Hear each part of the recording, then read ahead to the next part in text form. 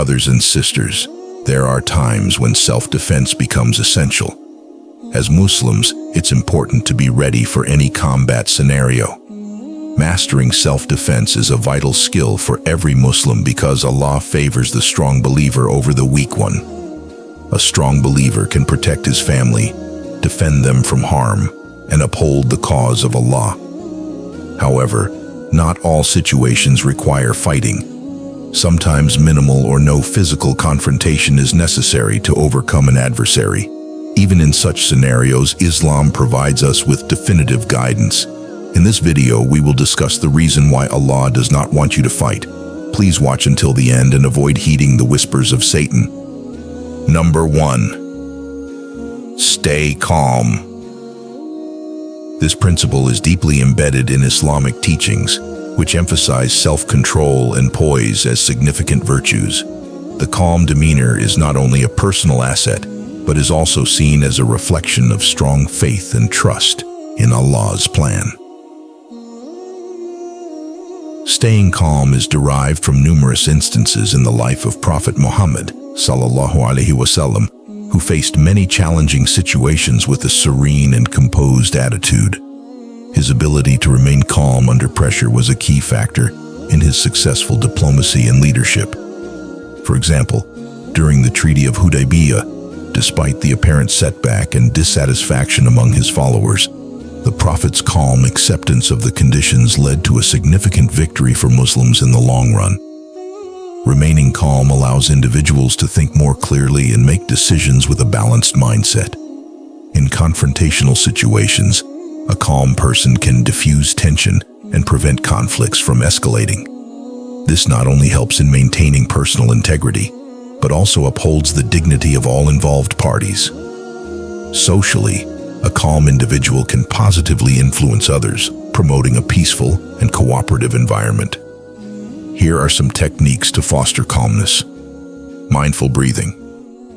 Engaging in deep, controlled breathing can help reduce stress and foster calmness. This aligns with Islamic practices of reflection and meditation, where mindfulness leads to a greater awareness of Allah and one's duties. Regular prayer, Salah. Salah is a fundamental aspect of Islamic practice that instills discipline and tranquility in a Muslim's life. The physical and spiritual acts of prayer help in calming the mind and focusing on the divine, providing a break from the mundane tensions. Recitation of Quran. The words of the Quran are believed to have a soothing effect on the soul. Regular recitation can be a source of immense peace and calm, offering guidance and reassurance in times of distress. Positive visualization. Imagining a positive outcome and recalling the patience of the Prophet in tough situations can help maintain calmness.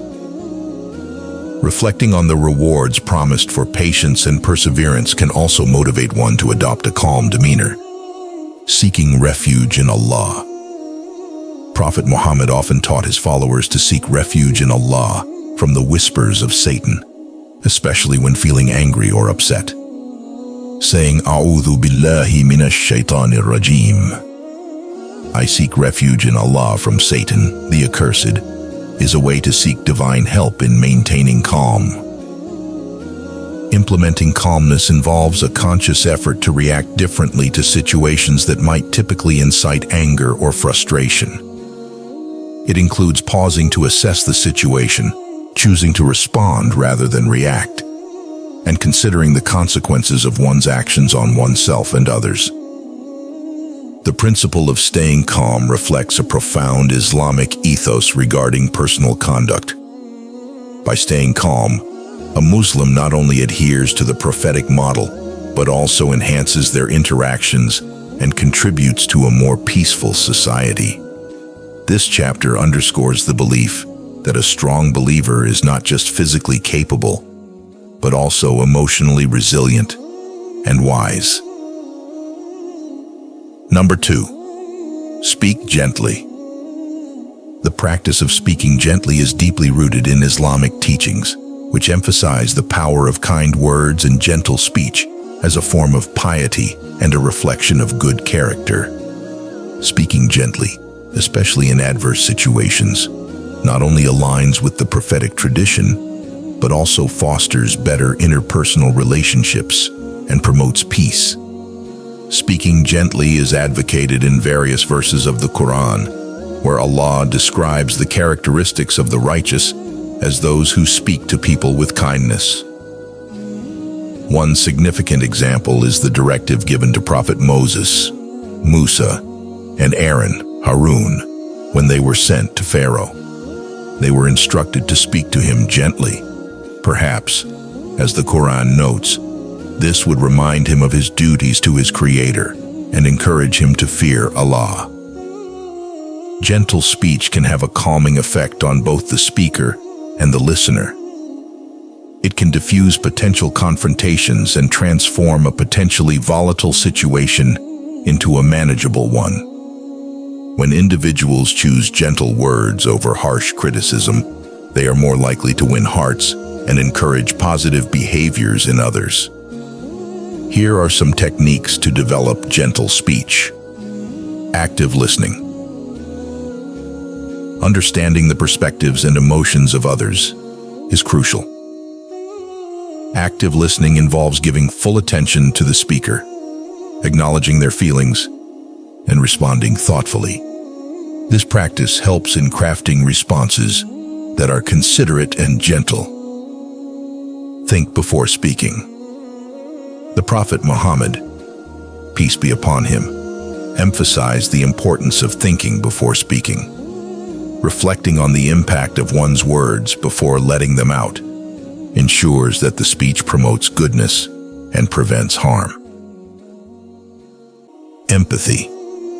Empathy involves putting oneself in another's shoes. By understanding the emotions and situations of others, one can choose words that are comforting and supportive rather than dismissive or hurtful. Using positive affirmations, incorporating positive language in daily interactions, can become a habit that naturally leads to gentler speech. This includes using affirmations that reinforce good behavior and acknowledge the efforts of others. Avoiding argumentative speech. The Prophet advised against engaging in unnecessary argumentation, as it often leads to anger and harsh language. Choosing to end or steer away from potentially heated debates can help maintain a gentle tone. To implement gentle speech effectively, one must be mindful of the emotional state of both the speaker and the listener. It's important to adapt one's tone and words to the context and the listener's feelings. For instance, in a tense situation, lowering one's voice can help lower the tension, making it easier for the other person to listen and respond positively. Additionally, routine reflection on one's daily interactions can help identify patterns where speech may become harsh and identify opportunities for improvement. Keeping reminders around the home or workplace about the virtues of gentle speech can also reinforce this behavior. Speaking gently is not merely a social skill, but an essential component of a Muslim's character and spiritual life. It is a proactive approach to living harmoniously with others and aligns with the divine command to speak to people in the best manner. By adopting gentle speech, individuals contribute to a more compassionate and understanding world, staying true to the teachings of Islam that champion peace and kindness. Number 3, remain silent. The principle of remaining silent when one cannot speak something beneficial is a significant teaching in Islam, emphasizing the virtue of silence over harmful speech. This guidance serves as a protective barrier, preserving personal dignity and preventing potential harm that might arise from thoughtless words. Silence is highly valued in Islamic teachings, particularly when there is a risk of speaking harmfully. The Prophet Muhammad, peace be upon him, famously said, "Whoever believes in Allah in the last day should speak good or keep silent." This highlights that silence is not merely the absence of speech, but a conscious choice to avoid saying what may cause discord or hurt. Choosing to remain silent can have profound psychological benefits. helping to control one's emotions and avoid the regrets that often follow rash or angry statements. It allows for introspection and thoughtfulness, giving one the space to reflect on the best course of action. By not responding impulsively, one can maintain a calm demeanor, reduce stress, and avoid escalating conflicts. Here are some techniques for practicing silence. Mindfulness. Being aware of one's thoughts and feelings is crucial. Mindfulness involves observing one's inner state without immediate reaction, which can help decide whether speaking is necessary or beneficial. Pause before responding. Implementing a deliberate pause before responding gives one time to consider the implications of one's words. This can be especially useful in heated discussions or debates, where emotions might otherwise drive the conversation. Reflect on the consequences. Considering the potential outcomes of speaking versus remaining silent can guide one to choose silence when speech might lead to harm. Reflecting on past experiences where silence proved beneficial can reinforce this behavior. Developing emotional regulation. Strengthening one's ability to manage emotional responses is key to maintaining silence when provoked. Techniques like deep breathing, stepping away from the situation, or engaging in calming activities can aid in this. Setting intentions for communication. By setting clear intentions about what one wants to achieve through communication, it becomes easier to decide when silence might be the more effective choice. If the intention is to promote peace and understanding, silence can be a powerful tool when words might undermine these goals. Incorporating silence into daily life involves recognizing situations where silence offers more value than speech. It may be during family disagreements, workplace conflicts, or social interactions where emotions run high. By choosing silence, one can prevent misunderstandings and foster a more thoughtful environment. Additionally, teaching and encouraging others about the value of silence can help cultivate a community where thoughtful communication is the norm. This can be particularly effective in settings like educational institutions, workplaces, and within families. Ultimately, embracing silence is embracing a form of wisdom and self-control that aligns with the Islamic values of peace, respect, and introspection. It is not simply about withholding words, but about knowing when words fail to serve a righteous purpose. By mastering the art of silence, one can navigate complex social landscapes with dignity and grace, ensuring that their interactions are as beneficial and harmonious as possible. Number 4. Ignore what they say. Embracing the concept of ignoring negative or harmful remarks is a profound practice within Islamic teachings, promoting peace of mind and spiritual growth. This approach is particularly significant in managing interactions that might lead to emotional distress or conflict, advising believers to focus on what can be controlled and to let go of that which cannot. Ignoring unconstructive criticism or provocation is rooted in a deeper understanding of one's own values and the impermanence of worldly opinions. It teaches resilience and fosters an environment where peace and positivity can thrive. By focusing on constructive and positive aspects of life, individuals can avoid the emotional turmoil associated with negative interactions. Choosing to ignore negative comments can lead to improved mental health by reducing stress and anxiety that often accompany confrontations. It allows individuals to maintain their focus on what truly matters, rather than being distracted by every critical voice or adverse opinion. This practice aligns with the Islamic emphasis on inner peace and contentment as fundamental components of a believer's life. Here are some techniques to effectively ignore negativity. Recognizing triggers. Understanding what types of comments or behaviors trigger negative responses allows individuals to prepare and react appropriately. Recognizing these triggers is the first step in learning to effectively ignore them. Cultivating patience. Patience is a virtue highly esteemed in Islam. Developing patience helps individuals endure and overlook negative remarks without feeling the need to react defensively or aggressively. Focusing on self-improvement. Rather than dwelling on criticism, focusing on personal growth and self-improvement can provide a more constructive outlet for energy that might otherwise be spent on negative interactions. Seeking supportive environments. Surrounding oneself with positive and supportive people can reinforce the strength needed to ignore negativity. Engaging in communities and relationships that uplift rather than undermine can significantly ease the process. Spiritual reflection and prayer. Engaging in regular prayer and reflection can strengthen one's resolve and enhance the ability to overlook negative or harmful remarks. This spiritual practice helps reinforce the belief in a higher purpose and divine oversight, which can diminish the impact of worldly criticisms.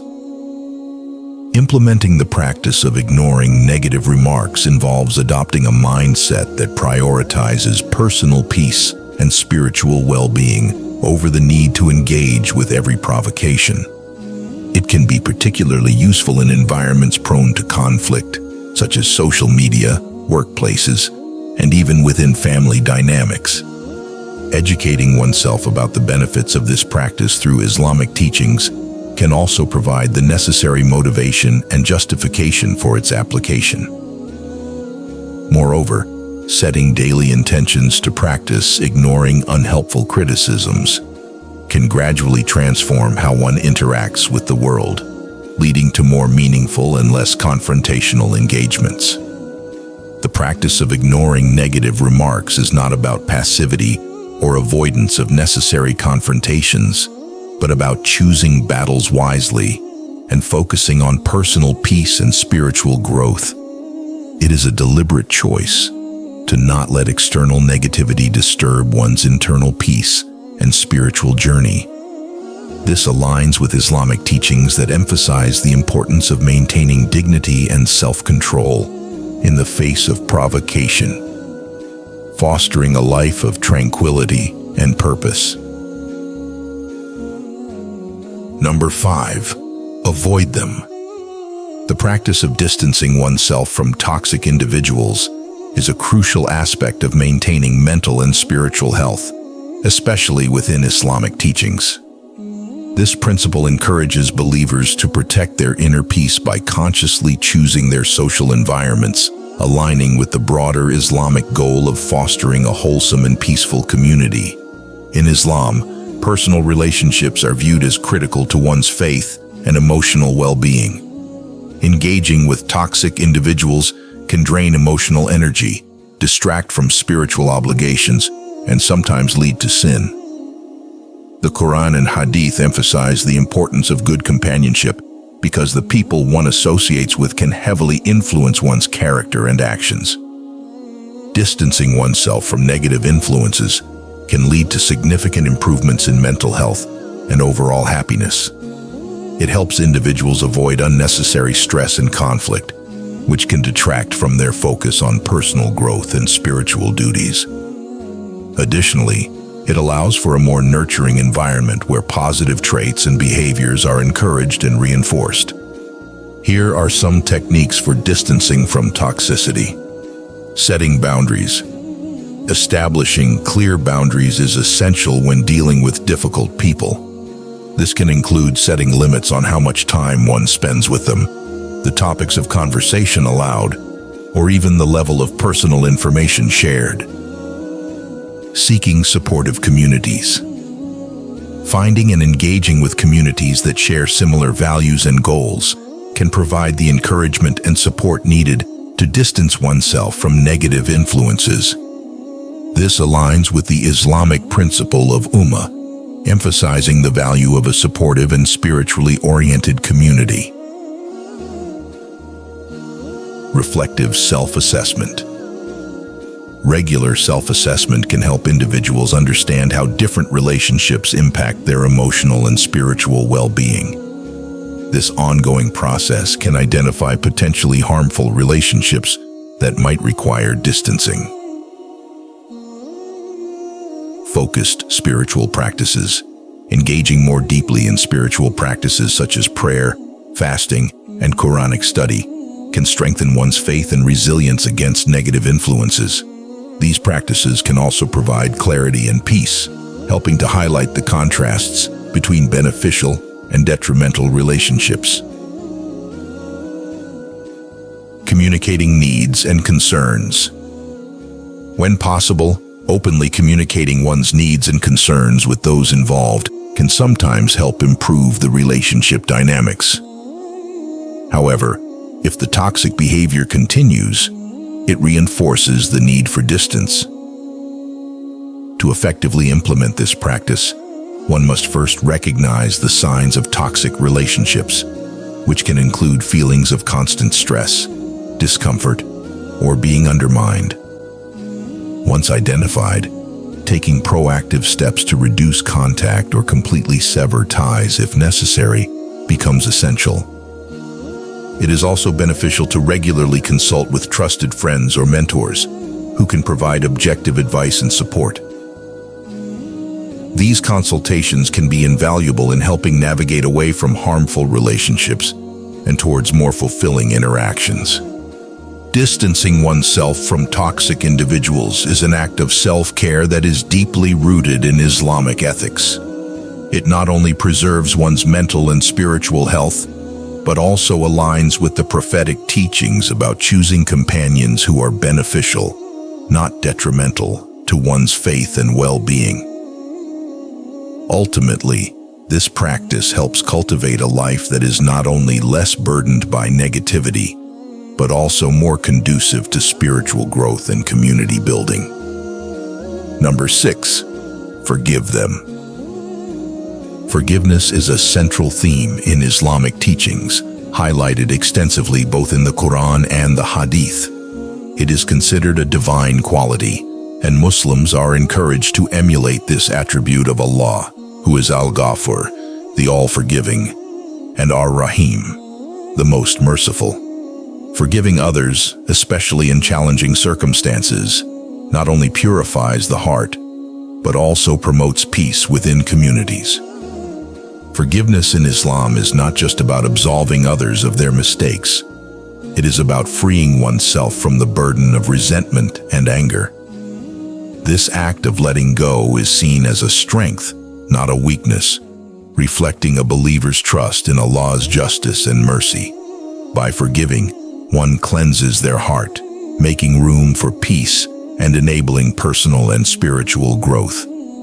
The act of forgiving has profound psychological benefits. It reduces stress, lowers blood pressure, and diminishes symptoms of depression, anxiety, and chronic pain. Emotionally, it leads to higher levels of happiness and satisfaction in life. The process of letting go of grudges and bitterness can significantly improve one's emotional well-being. Here are some techniques for cultivating forgiveness. Empathy, development. Trying to understand the circumstances or challenges that led someone to behave in a harmful way can facilitate forgiveness. Recognizing that everyone is capable of making mistakes allows for a more compassionate approach to resolving conflicts. Reflecting on the benefits of forgiveness. Regularly reminding oneself of the personal and communal benefits of forgiveness can motivate one to adopt this practice. Thinking about how forgiveness can lead to personal peace and community harmony can be a strong motivator. Prayer and supplication. Asking for Allah's help in softening one's heart and granting the ability to forgive can be powerful. Prayer can be a source of strength and consolation, helping to overcome feelings of hurt and betrayal. Practicing forgiveness in small steps. Start by forgiving small slights or minor annoyances before tackling more significant grievances. This can help build the emotional resilience needed to forgive more substantial hurts. Seeking examples in Islamic history. Reflecting on stories from the lives of the Prophet Muhammad and his companions, who forgave even their staunchest enemies, can provide practical examples of forgiveness in action. Implementing forgiveness involves recognizing that it is a process that can take time, especially when the hurt is deep. Being patient with oneself and understanding that forgiveness is a journey can ease the pressure of having to forgive quickly. It is also helpful to engage in dialogue with those who have caused hurt, if possible, to express feelings and seek a mutual resolution. Sometimes, just understanding each other's perspectives can pave the way for genuine forgiveness. Forgiveness is a key element of Islamic ethics and personal conduct. It embodies the spirit of mercy that Islam upholds as central to its teachings. By choosing to forgive, Muslims not only follow in the footsteps of the Prophet Muhammad, but also contribute to creating a more compassionate and peaceful world. This practice not only benefits the individual by freeing them from negative emotions, but also strengthens community bonds and fosters an environment of mutual respect and understanding. Number 7. Walk away. Walking away from conflicts and situations where forgiveness is not feasible represents a significant Islamic teaching on preserving personal peace and dignity. This practice is often seen as a last resort, but is crucial when continued engagement could lead to greater harm or sin.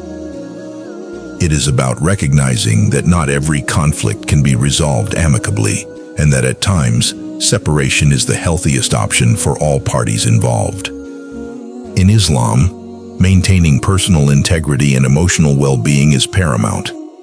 Walking away from a harmful situation is not an act of cowardice, but of strength and self-preservation. It signifies wisdom in choosing battles wisely and recognizing when efforts to resolve a conflict are futile.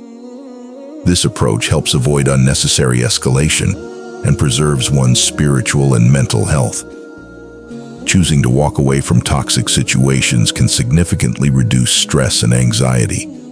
It prevents the emotional drain that often comes from protracted conflicts, allowing individuals to invest their energies in more positive and constructive areas of their lives.